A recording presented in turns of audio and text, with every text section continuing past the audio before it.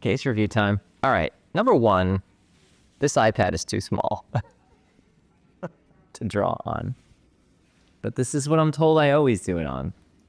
Is it? This is a cosmetic dental case. Cosmetic dentistry and restorative dentistry, I classify them differently because in restorative cases, you are restoring something that's broken down. In cosmetic cases, there's mild breakdown in a case like this, but it's mainly because her teeth have shifted and she's not super happy with the aesthetic appearance of her teeth. So let's just talk about the aesthetic part of this case. There's very minor restorative parts. So the first thing is we always have to find before we begin, where we want our final position of our smile to be. We should be thinking about a couple things. Every time I start a case, I think to myself, first of all, what is going to make her or him look better? And so I am thinking about color, and I'm thinking about real detail of trends like textures, translucencies, and I'm thinking beyond a B1 shade tab. I'm thinking about, does this person need density? Because it's going to control and dictate how much I prepare the case. The next thing I'm thinking about is there a style to this person's teeth originally? So when you work with someone who has virgin teeth that have not been, previously veneered or crowned, it gives you a lot of information that you should be picking up on. And in this patient's case, I'm seeing the transition of color, the amount of translucency that she has, the shapes of her teeth. People tend to accept their teeth in a better position more than new teeth, if you understand what I'm saying. If you use some application to give you an ideal sense of tooth proportion, you are going to change the anatomy of the individual tooth.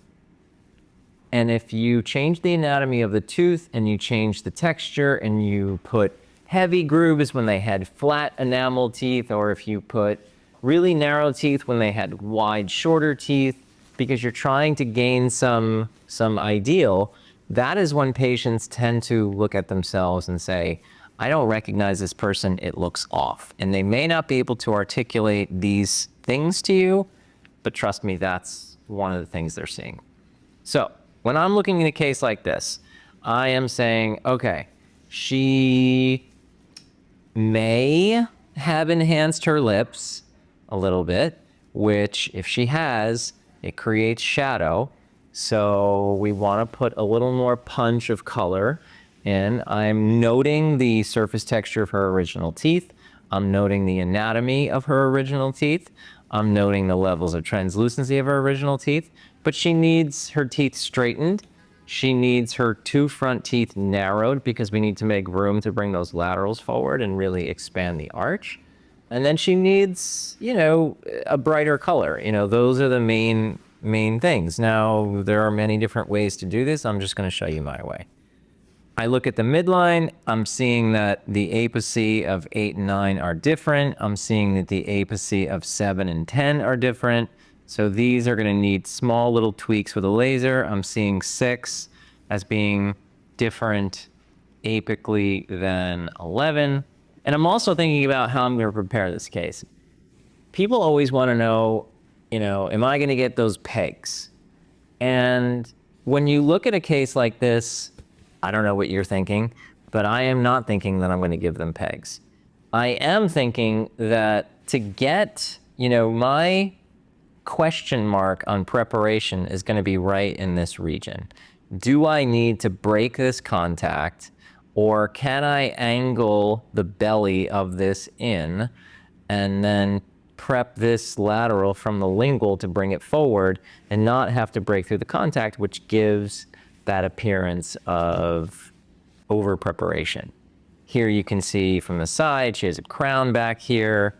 And then you can see from the other side, a silver filling here and here, which is graying through the enamel. Once we get in there, we are preparing the teeth for the final restoration. So in this picture, this is what is underneath the veneers. This is the preparation. It's, I would say, standard. This is like a 0.5 millimeter preparation, something like that.